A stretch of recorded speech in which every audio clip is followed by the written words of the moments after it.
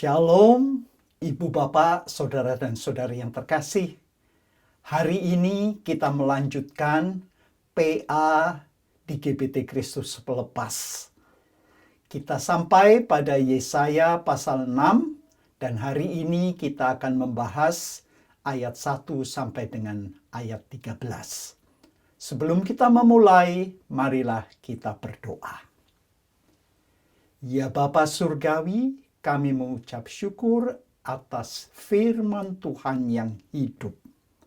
Berilah ya Bapa agar kami dapat mendengar dengan baik dan kami boleh mencamkan, mengamalkan dalam hidup kami. Karena itu Bapa, urapilah hamba-Mu dan urapilah kami semua yang mendengar. Kiranya Roh Allah memimpin sehingga kami mengerti kehendak Tuhan. Di dalam Yesus Kristus Tuhan kami berdoa. Amin. Judul PA hari ini adalah panggilan dan pengutusan Yesaya. Mari kita akan membuka Alkitab kita, Yesaya 6 ayat 1 sampai dengan 13. Pembacaan diambil dari Alkitab Terjemahan Baru edisi kedua. Dalam PA ini selain Alkitab TB2 akan juga dibaca dalam Alkitab dalam bahasa Indonesia masa kini atau BIMKA. Mari kita memulai.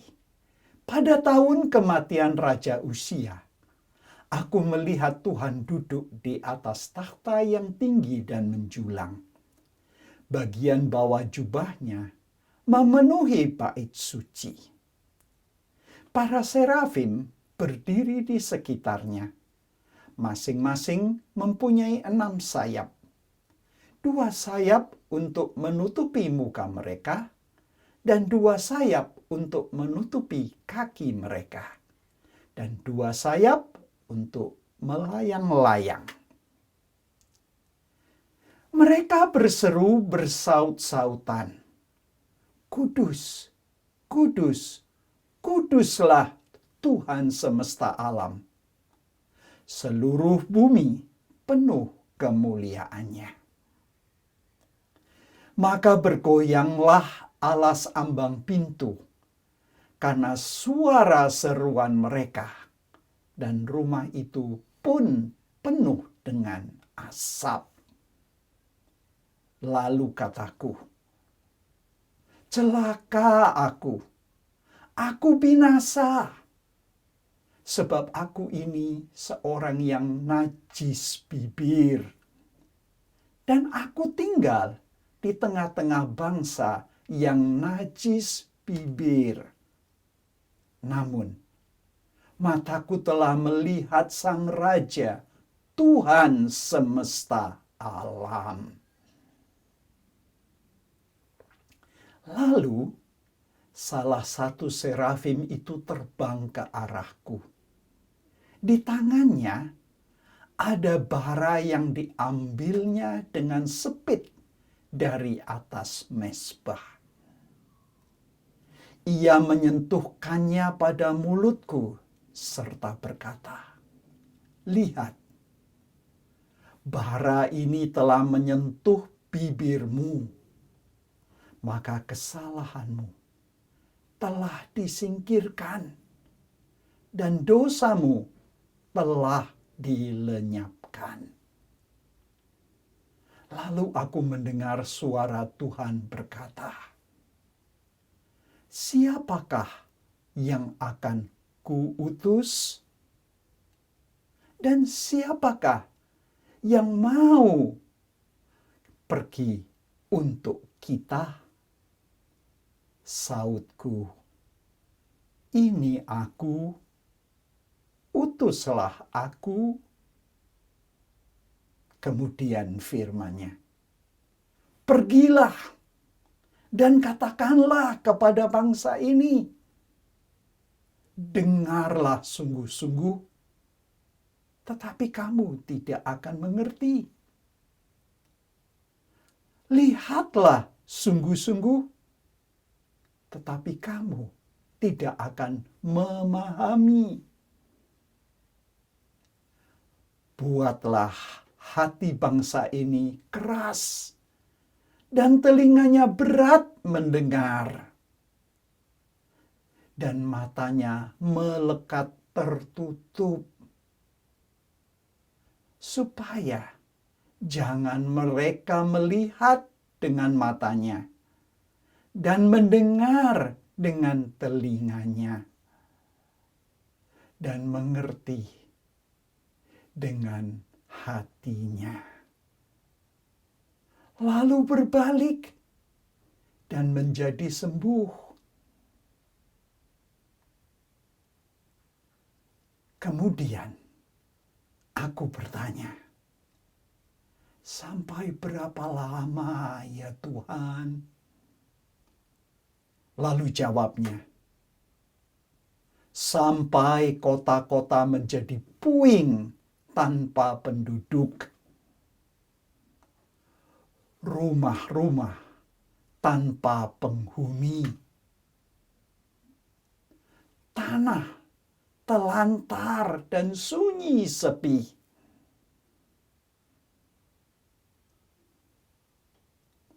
Tuhan akan menyingkirkan manusia jauh-jauh, sehingga di dalam negeri banyak tanah yang ditinggalkan. Jika di sana masih tinggal 1/10 dari mereka, mereka akan dilahap api sekali lagi, seperti pohon tarbatin dan pohon besar lainnya yang ketika ditebang hanya tersisa tunggulnya. Tunggul itu menjadi benih yang kudus. Demikianlah pembacaan Alkitab. Berbahagialah orang yang mendengar, menyimpan dan melaksanakan firman Tuhan. Ibu, bapak, saudara-saudari yang terkasih, ada hal yang menarik dan unik dalam panggilan dan penugasan Yesaya, karena ditempatkan pada pasal 6 dalam kitab ini. Dan ini menunjukkan bahwa penugasan ini adalah awal tugas Yesaya sebagai Nabi Allah. Coba kalau kita bandingkan dengan panggilan Nabi Yeremia maupun Nabi Yehezkiel, panggilan mereka ditempatkan pada pasal 1. Namun Yesaya di pasal 6. Berarti penugasan Yesaya adalah untuk satu tugas atau misi yang khusus.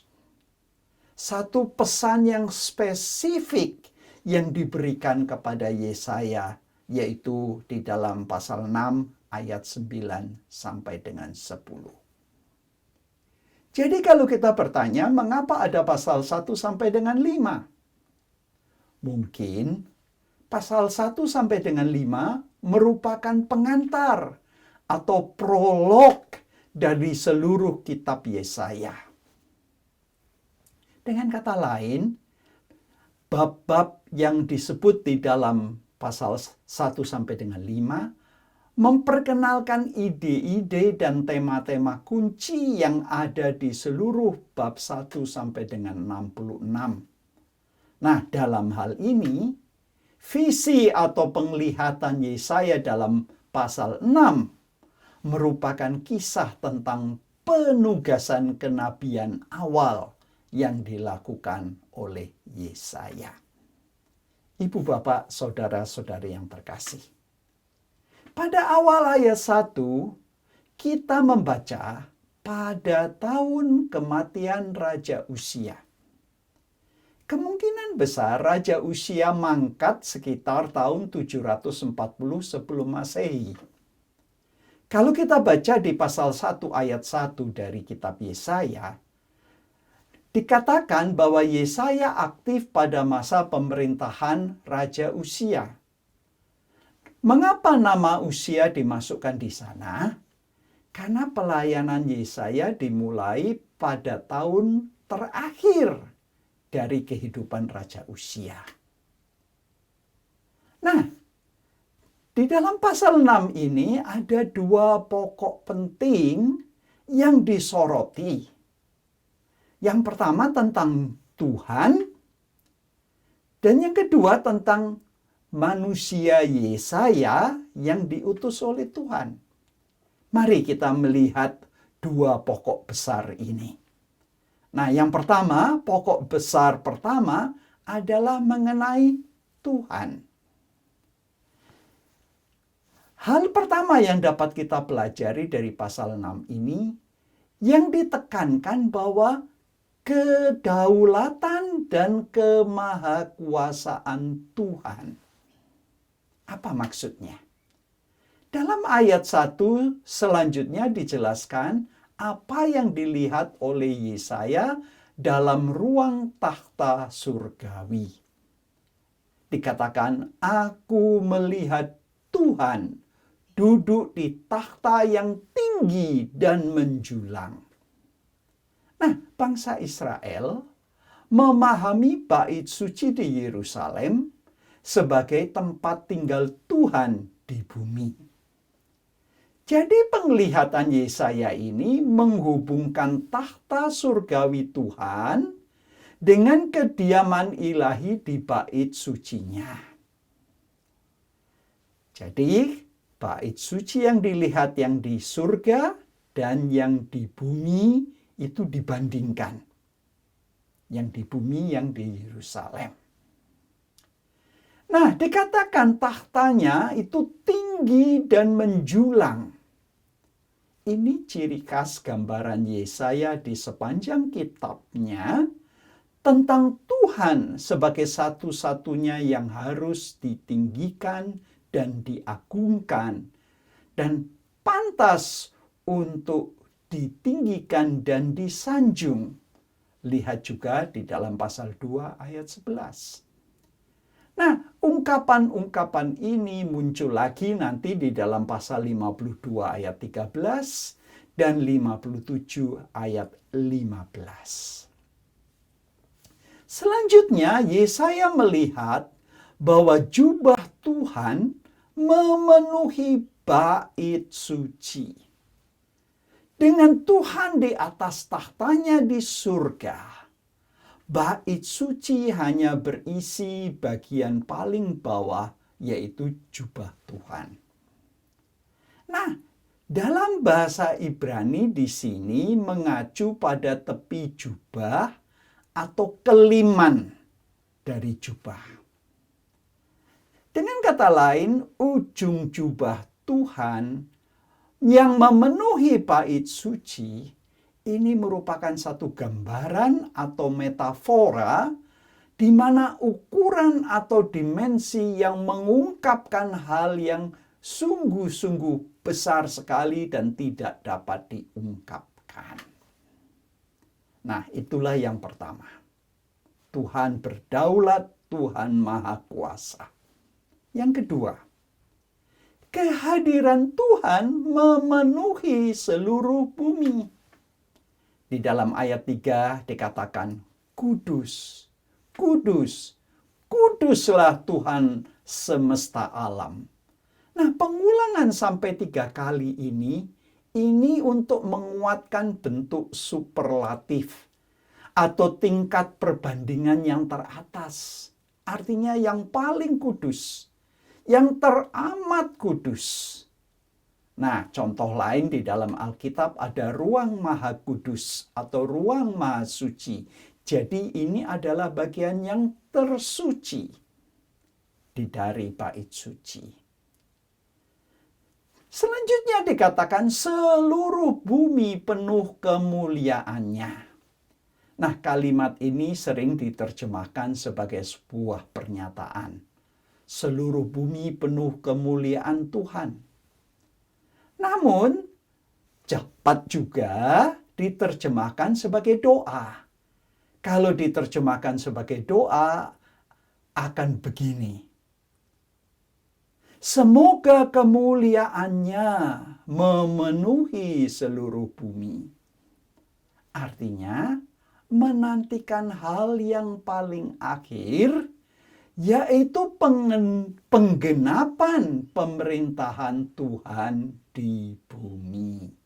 Lihat Yesaya 11 ayat 9 dan juga Mazmur 72 ayat 19. Jadi Bapak, Ibu, Saudara dan Saudari yang terkasih, kemuliaan Tuhan adalah kehadirannya yang terlihat di bumi. Dalam penglihatan atau visi Yesaya, mengingatkan masa lalu dalam sejarah Israel ketika Tuhan secara nyata hadir di antara mereka. Nah, kalau kita memahami itu, mari sekarang kita melihat yang ketiga. Yang ketiga, bahwa panggilan Tuhan dan firman Tuhan yang aktif, di sini kita mempelajari bahwa Tuhan campur tangan dalam sejarah manusia melalui manusia sebagai utusannya. Tuhan dapat bertindak langsung, tetapi Tuhan memilih manusia sebagai wakilnya untuk melaksanakan tugas yang ditetapkan. Jadi, seorang nabi atau nabiyah, nabi wanita, adalah juru bicara Tuhan. Di dalam Perjanjian Lama, individu-individu seperti itu sering muncul dalam adegan-adegan yang ditugaskan, di mana mereka bertemu dengan Sang Ilahi, yaitu seringkali di ruang takhta Tuhan, seperti yang dilihat oleh Yesaya. Nah, kalau Nabi Yesaya dipindahkan ke ruang takhta Tuhan, untuk apa? Untuk menerima instruksi mengenai tugasnya. Ibu, bapak, saudara-saudari yang terkasih, ciri seorang nabi yang sejati adalah penugasan oleh Tuhan. Dan yang seringkali terjadi di hadirat Allah, di mana Allah melakukan urusan dengan dewan ilahinya di hadapan bala tentara surgawi. Boleh dibandingkan dalam Mazmur 82 dan Mazmur 89 ayat 5 dan 7. Namun, ada juga nabi palsu. Nah, kalau kita bandingkan dengan pengalaman Nabi Yeremia, Tuhan menyatakan tentang orang-orang yang berpura-pura bernubuat. Jadi bukan nubuat yang asli, tapi palsu. Tetapi jika mereka berdiri dalam dewanku, maka mereka akan memberitakan firmanku kepada umatku, dan mereka akan membuat mereka berbalik dari jalan mereka yang jahat dan dari kejahatan mereka, dari perbuatan mereka. Nah, itu yang benar. Namun kalau tidak mendapat amanat dari Tuhan, mereka hanya menipu dengan cara bagaimana? Menipu kamu dengan gambaran pikiran mereka. Mereka tidak berbicara dari mulut Allah. Nah, ciri lain dari seorang nabi yang sejati adalah bahwa mereka hanya menyembah Tuhan, tidak menyembah yang lain. Dan bahwa pesan mereka itu selaras dengan pesan Tuhan. Dan bahwa apa yang mereka beritakan akan menjadi kenyataan. Ini ciri nabi yang sejati. Meskipun sebagian besar nabi disebut dengan istilah atau gelar nabi. Namun dalam Alkitab, ada banyak orang yang berbicara atas nama Tuhan sebagai hasil dari wahyu yang diterima langsung dari Tuhan, namun mereka tidak disebut dengan istilah atau sebutan atau gelar nabi. Nah, ibu bapak, saudara-saudari yang terkasih, mungkin hari-hari ini di abad modern ini, ibu bapak, saudara-saudari pernah mendengar ada yang disebut The School of the Prophets atau sekolah nabi. Ini ada di Singapura, di Australia, di Amerika, di Korea, di mana-mana. Bahkan ada di Indonesia. Sebenarnya nama ini yang pertama kali menggunakan itu adalah Gereja Mormon di Amerika. Mereka menggunakan nama Gereja Yesus Kristus dari orang-orang suci zaman akhir. Nah, pada tahun 1833 sampai 1836, setiap musim dingin atau winter, The School of the Prophets in Kirtland itu sekolah yang disiapkan untuk melatih misionaris Mormon. Namun sekarang digunakan untuk sekolah untuk mau menjadi nabi. Nah, ini pertanyaannya, apakah nabi itu benar atau nabi yang tidak? Nah, mari sekarang kita melihat pada pokok besar kedua. Kalau pokok besar yang pertama mengenai Tuhan, sekarang pokok besar kedua mengenai manusia yang diutus oleh Tuhan. Yang pertama, ciri yang benar adalah perjumpaan dengan kehadiran Tuhan, pengakuan dosa, upacara penyucian, dan mendengar Tuhan berbicara kepada dewan surgawi, baru menerima tugas tersebut. Nah, kalau kita baca dalam Yesaya 6 ayat 2 dikatakan, para serafim, yaitu makhluk surgawi, dengan 6 sayap yang melayani Tuhan, dan ini hanya ada di dalam Yesaya 6. Serafim hanya ditemukan di dalam Yesaya 6. Kalau kita bandingkan dengan Yehezkiel pasal 1, di sana ada makhluk hidup yang dalam bahasa Indonesia masa kini, Bimka, disebut kerub-kerub. Kerub-kerub dalam Yehezkiel pasal 1 disebut 4 sayap, bukan 6. Terbang dengan 2 sayap, menutupi tubuh dengan 2 sayap lainnya. Nah, jumlah sayap serafim yang 6 sayap, ya 3 pasang, ini lebih banyak, mungkin menunjukkan bahwa hierarkinya dalam makhluk surgawi lebih tinggi dari kerub. Serafim dianggap lebih tinggi dari kerub.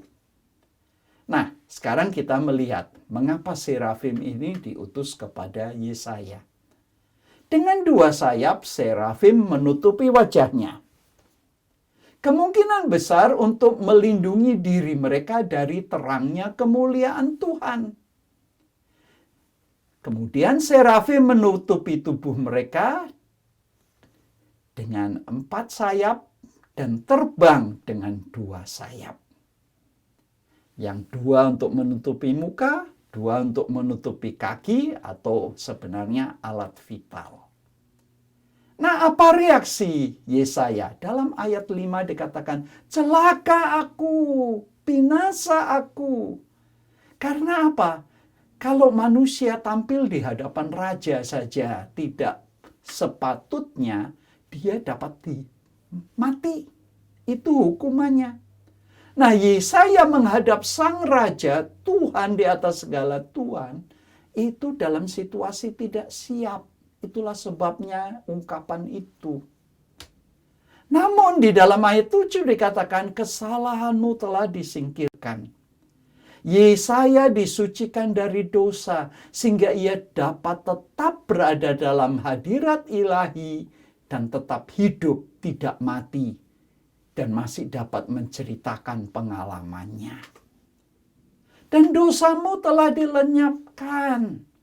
Nah, ini dalam bahasa Inggrisnya atonement, pendamaian, yang merupakan satu ritual atau upacara pembersihan dosa. Dan biasanya yaitu melalui pengorbanan darah. Kata ini dalam bahasa Ibrani dari kata kerja kapar, yang kemudian menjadi kata Yom Kippur, hari pendamaian. Kapar yang digunakan di sini berarti menutupi atau menghapus dosa. Pendamaian memulihkan hubungan antara Allah dan orang berdosa. Penebusan tanpa pengorbanan yang dilakukan Yesaya menggambarkan bahwa Allah berdaulat. Allah itu bebas melakukan kuasanya dan memberikan belas kasihan melalui anugerahnya, walau Yesaya tidak melakukan pengorbanan binatang seperti yang ditetapkan di dalam Taurat. Anugerah Allah menghapus dosanya. Yang kedua, Tuhan tidak menyapa Yesaya secara langsung. Namun orang yang sudah disucikan oleh utusan ilahi sekarang mampu dan dapat mendengar panggilan tersebut dan menerima amanat untuk menjadi wakil Tuhan. Dengan kata lain, kalau malaikat menjadi wakil Tuhan, manusia pun dapat dipanggil dan diutus untuk menjadi wakil Tuhan, utusan Tuhan. Di dalam pasal 6 ayat 8 sampai dengan 13, sekarang Yesaya siap menerima pesan Tuhan. Sudah siap mendengarkan pembahasan dalam musyawarah surgawi. Di dalam ayat 8 dikatakan, siapakah yang mau pergi untuk kita? Nah, ini sering ditanya, mengapa kita bentuk jamak? Bukan aku. Dalam musyawarah surgawi, Alkitab menggambarkan Allah kerap menggunakan bentuk jamak. Seperti waktu penciptaan manusia. Mari kita membentuk manusia menurut bentuk kita. Bentuk jamak ini dipahami secara sederhana ketika Allah berbicara kepada makhluk surgawi yang hadir di ruang tahtanya, dan Tuhan Allah mengajukan pertanyaan retoris kepada mereka, yaitu dewan ilahi, karena mengetahui bahwa Yesaya akan menjawab secara positif. Nah, inilah seorang nabi yang sejati. Cirinya, ia telah berdiri di depan dewan ilahi, dewan surgawi, dan menerima misinya langsung dari Tuhan. Nah, yang ketiga, karena Yesaya telah mengalami kehadiran Tuhan yang kemuliaannya memenuhi seluruh bumi, maka Yesaya, sang nabi, dapat menyampaikan pesan yang paling sulit. Mengapa dikatakan pesan yang paling sulit? Karena penerimanya akan menolak pesan yang akan disampaikannya. Nah, di dalam ayat 9 dan ayat 10, Allah memerintahkan Yesaya untuk memastikan umatnya tidak bertobat. Bahkan umatnya akan menghindari, sehingga mereka akan menerima penghukuman. Jadi, nabi pada dasarnya diminta untuk membiarkan umat terus menempuh jalan ketidaktaatan yang sama seperti telah mereka lalui. Dan penerimaan pesan Tuhan dan pertobatan sejati hanya terjadi jika Tuhan menghendakinya. Dengan kata lain, bagian kitab Yesaya ini berulang-ulang kali dikutip dalam Perjanjian Baru untuk menunjukkan betapa waktu Yesus melayani di muka bumi, orang Yahudi pada masa itu kurang menanggapi secara positif.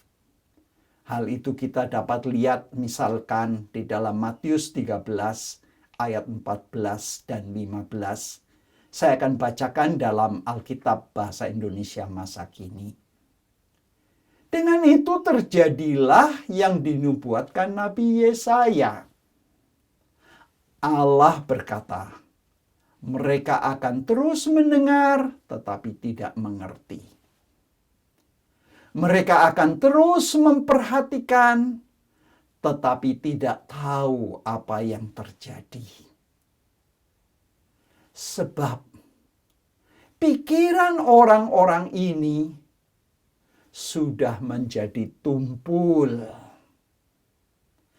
Telinga mereka sudah menjadi tuli. Dan mata mereka sudah dipejamkan. Ini terjadi supaya mata mereka jangan melihat, telinga mereka jangan mendengar, pikiran mereka jangan mengerti, dan jangan kembali kepadaku. Lalu aku menyembuhkan mereka. Dan dari sini kita melihat di dalam Perjanjian Baru mengutip Yesaya. Dapat juga kita lihat di Yohanes 12 ayat 39-40 dan Kisah Rasul-Rasul 28 ayat 25 sampai dengan 29. Nah, untuk itulah Yesaya merespons di dalam ayat 11 sampai dengan 13. Sampai berapa lama ya Tuhan? Yesaya sedih dengan pesan itu dan bertanya-tanya kapan semuanya akan berakhir. Pada dasarnya penghakiman ini tidak bisa dihindari. Tuhan harus menindaklanjuti hukuman yang pantas mereka terima. Di dalam ayat 12, Tuhan akan menyingkirkan manusia jauh-jauh. Tuhan mengusir bangsa itu ke tempat yang jauh. Kehancuran dan pembuangan adalah alat penghakiman Allah. Jadi kalau umat Allah menerima pesan Tuhan, mereka tetap tidak taat, hukuman harus terjadi.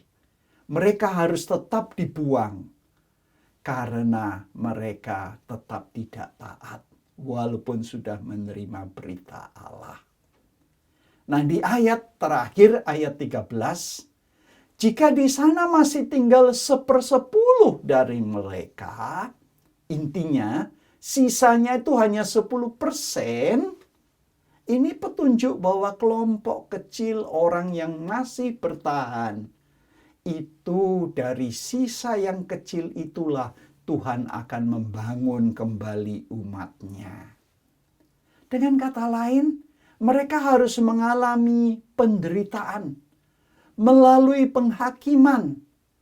Namun dari sisa yang kecil itulah mereka akan dibangun kembali jika suatu hari mereka bertobat. Jadi seperti dalam Yesaya pasal 1 ayat 9. Nasib orang-orang Yehuda yang selamat merupakan tema utama Yesaya. Lihat pasal 4 ayat 2 dan pasal 10 ayat 20. Dengan kata lain, Yesaya menekankan bahwa umat Israel yang masih tersisa, walaupun sisa yang sangat kecil, itu semata-mata anugerah Allah. Jadi, ibu bapak, saudara dan saudari yang terkasih, melalui Yesaya pasal 6 ini kita telah mendapat pencerahan mengenai dua pokok besar. Tentang Tuhan dan tentang manusia yang diutus oleh Tuhan. Yesaya yang dipanggil dan diutus oleh Tuhan. Jadi ini kesimpulannya. Di satu pihak kita telah belajar bahwa Tuhan itu berdaulat dan maha kuasa. Dan Tuhan hadir memenuhi seluruh bumi. Dan Tuhan bekerja melalui manusia yang diutusnya. Nah, sekarang pertanyaannya bagaimana menjadi utusan Tuhan? Manusia yang diutus Tuhan harus berjumpa dengan kehadiran Tuhan. Harus mengakui dosanya dan harus disucikan lebih dulu.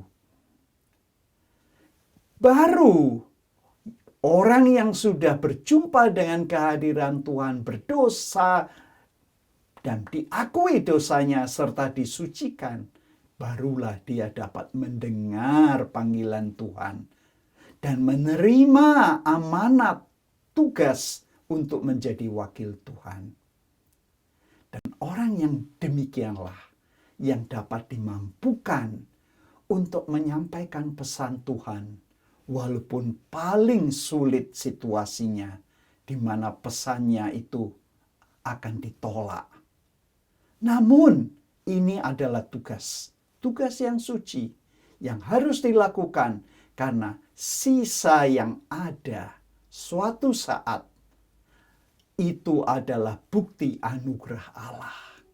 Mereka akan dibangun kembali menjadi umat Tuhan. Kiranya Tuhan memberkati ibu bapak, saudara-saudari yang terkasih. Marilah kita berdoa. Terima kasih ya Tuhan, karena Tuhan telah memberikan firman yang sangat indah. Tuhan adalah Tuhan yang berdaulat dan mulia. Tuhan penuh dengan kemuliaan dan kehadirannya di seluruh muka bumi. Dan Tuhan selalu memanggil manusia sebagai utusan. Itulah cara Tuhan bekerja di bumi. Karena itu Bapa, kalau kami umat yang dipanggil dan diutus Tuhan, bantu kami untuk bertemu dengan Tuhan yang hidup. Bantu kami mengakui dosa-dosa kami. Bantu kami agar kami dapat disucikan. Sehingga kami siap mendengar suara Tuhan. Dan kami siap diutus Tuhan. Walaupun dalam keadaan yang paling sulit sekalipun. Terima kasih Bapa. Kiranya firman-Mu mendapat tempat yang baik dalam hati kami. Dan kami dapat mengamalkannya. Dan nama Tuhan dibesarkan. Saudara-saudara yang terkasih, terimalah sekarang berkat. Tuhan Yesus Kristus memberkati saudara-saudari. Allah Bapa mengasihi saudara-saudari dan Roh Kudus menyertai saudara-saudari mulai hari ini terus selama-lamanya. Amin. Sampai berjumpa lagi dalam PA minggu depan. Tuhan memberkati. Shalom.